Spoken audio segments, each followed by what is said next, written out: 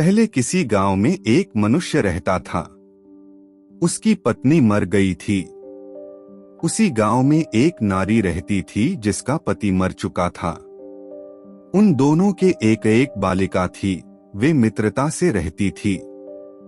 एक दिन जब मनुष्य की कन्या महिला के घर आई तब महिला ने कहा, तुम घर जाकर अपने पिता को कहो कि मैं उनके साथ विवाह करना चाहती हूँ।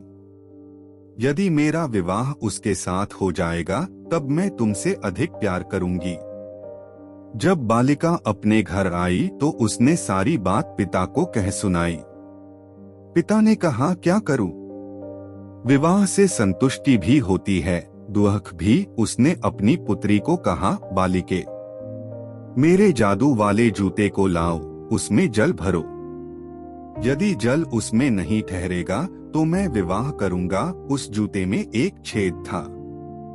डालते ही सारा जल नीचे गिर गया। शीघ्र ही शुभ वेला में उनका विवाह हो गया। पहले तो नारी ने उस बालिका का आदर किया, किंतु बाद में उसे दुख देने लगी तथा अपनी पुत्री का पोषण अच्छी तरह करती थी। फिर भी दिनों दिन उसकी कन्या कुरूप एवं कमजोर होती जाती थी।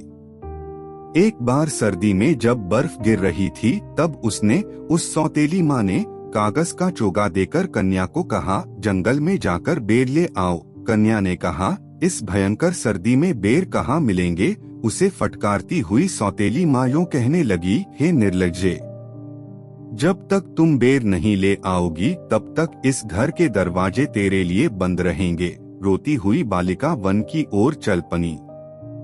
वन में घूमते हुए उसने एक झोंपनी देखी। वहां 3 बौने सिगनी ताप रहे थे।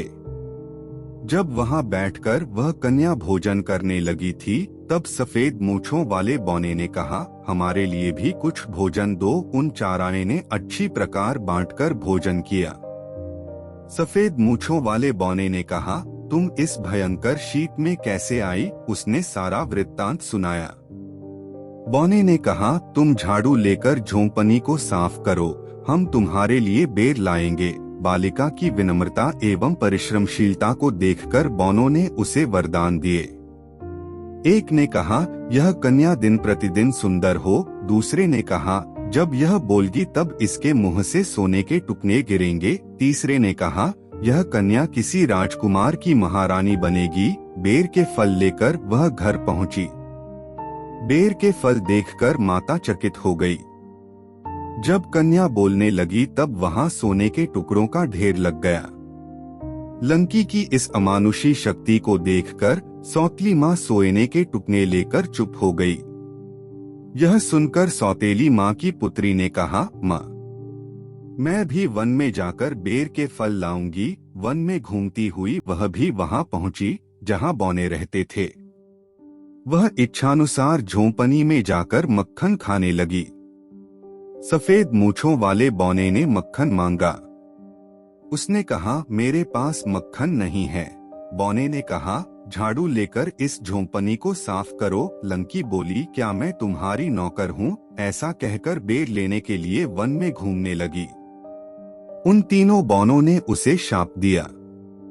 एक बौने ने कहा, यह दिन प्रतिदिन कुरूप होती जाएगी। दूसरे बौने ने कहा, जब यह बोलगी तो इसके मुंह से मेढक निकलेंगे। तीसरे बौने ने कहा, यह दुखित होकर मरेगी, कहीं भी उसे बेर नहीं मिले। और वह घर पहुंची। जब वह बोलने लगी तब उसके मुंह से मेढक निकले। पुत्री की यह स्थिति देखकर माता बहुत दुखी हुई। एक दिन सौतेली माँ ने पुत्री को कहा, इस जाल को लेकर बर्फ में गाड़ दो। वह वैसा ही करने लगी। उसी मार्ग से एक राजा जा रहा था। सुंदर बालिका को देखकर उसने कहा, सुंदरी बालिके, क्या तू मेरे साथ विवाह करेगी? बालिका ने कहा, यह मेरा महान सौभाग्य होगा। राजा बालिका को राजमहल में ले आया और उन दोनों का विवाह हो गया। 1 वर्ष बाद उसने एक पुत्री को जन्म दिया। जब सौतेली माँ ने सुना कि वह कन्या महारानी बन चुकी है तब ईर्ष्या से अपनी लंकी के साथ राजभवन गई तथा कहने लगी, हे पुत्री, तुम मुझसे सलाह लिए बिना ही यहाँ आ गई। बालिका ने सौतेली माता का सत्कार किया, परंतु दूसरे दिन जब राजा नगर के बाहर गया हुआ था तब उन दोनों ने उस लंकी को पकड़ा और राजमहल के समीप ही नदी में डाल दिया तथा अपनी लंकी को उसके स्थान पर सुला दिया। राजा अपने महल में लौटा तब सौतेली माँ ने कहा, मेरी महारानी बेटी सोई हुई है, आप विश्राम कीजिए। राजा लेट गया। इधर महारानी नदी को पार कर निकल आई। उसने सारी कहानी राजा को सुनाई। क्रुद्ध होकर राजा ने सौतेली माँ को तथा कुरूप बालिका को पेटी में बंद करके पहाड़ की चोटी से उन्हें गिराने का आदेश दिया। इसीलिए किसी ने कहा है, मनुष्य जैसा कर्म करता है वैसा ही फल पाता है।